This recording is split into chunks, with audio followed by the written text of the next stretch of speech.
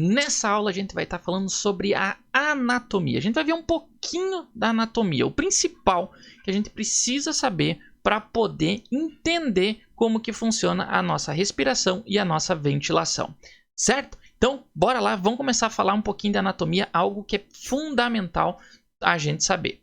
Para nós começar aqui, olha só, o que a gente tem que entender? Que a gente vai ter aqui ó, o nosso trato respiratório superior e o inferior, é dividido em dois. O que a gente vai ter na cavidade superior? Cavidade nasal, a gente vai ter a faringe e a gente vai ter a laringe. Isso a gente está falando da parte superior. Gente, para ficar bem fácil para vocês entenderem, tá? Quando a gente fala de superior, a gente está falando dessa parte aqui, ó. Pega aqui, ó, o ossinho aqui, ó, da clavícula até o nariz aqui, ó. Isto aqui é a parte superior. Daqui para baixo é a inferior. A inferior é a que está dentro do tórax. E isso inclui a traqueia, tá? Na inferior. A gente vai pegar aqui a traqueia, ó, trato respiratório inferior. A gente vai ter a traqueia, brônquio principal, pulmão de uma forma geral, né? E a gente vai ter os bronquíolos e a gente ainda vai ter os alvéolos pulmonares aqui também. Então, a gente tem que pensar no quê? No nosso sistema respiratório, que ele é dividido em dois, a parte superior e a inferior. A superior é o que está aqui, ó, para fora da caixa torácica, né? Que a gente vai ter, como eu já falei, a cavidade nasal, a cavidade oral, a faringe, a laringe. E depois a gente vai ter na parte inferior, a gente vai ter a traqueia, os brônquios principais, os bronquíolos e lá os alvéolos pulmonares. Isto é assim, ó, é o mínimo que a gente tem que saber. Para depois a gente entrar numa partezinha um pouquinho mais a fundo aqui, ó.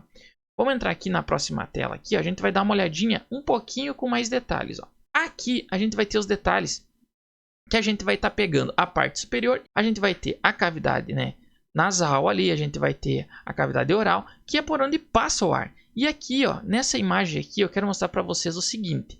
Isto aqui é a traqueia. E aqui, ela ainda, sim, ela está aqui em cima, mas ela faz parte da inferior.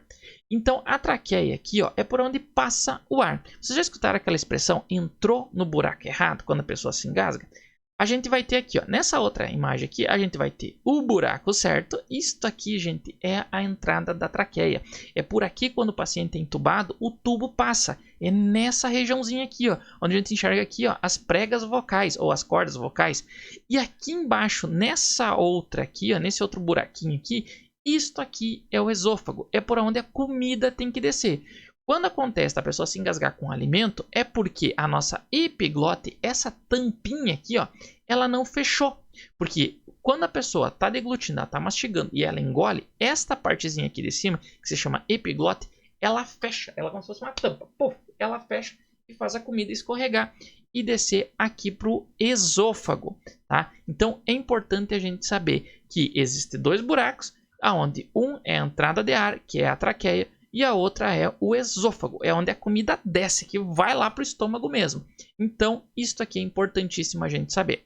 Na próxima tela aqui, ó, a gente vai ver o que aqui, ó. A gente vai ver o que faz, né? O que faz movimentar, o que faz os movimentos respiratórios. Uma das principais partes que a gente tem, mas ainda não é a principal, que são os músculos intercostais, tanto os internos quanto os externos. A gente tem aqui os dois, tá? Os externos e os internos.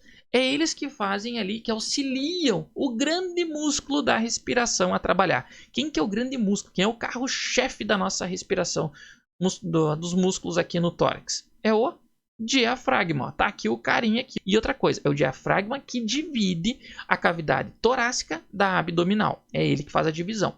E é ele que é responsável por quase 70% da nossa respiração. O que acontece? Quando o diafragma está relaxado, o nosso pulmão está contraído.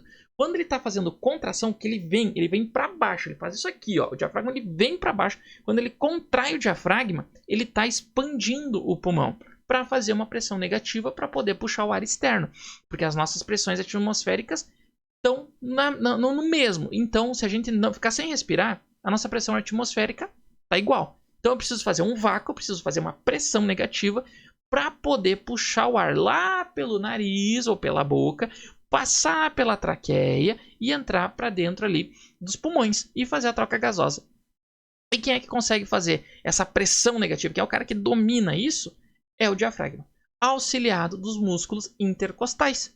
E eles que auxiliam. E claro, ainda a gente vai ter daqui a pouco, quando faz uma inspiração e uma expiração forçada, tá? Pode ser que ainda o corpo utilize, né? Aí os músculos peitorais, pode ser que ele utilize os músculos do pescoço para poder estar auxiliando ainda mais nesse processo. Quando a pessoa faz muita força para poder respirar aqui, quando ela está se sentindo sufocada, ela faz muita força. Então, nesse momento, vai estar utilizando outros músculos também, mas o principal é o diafragma, associado da musculatura intercostal.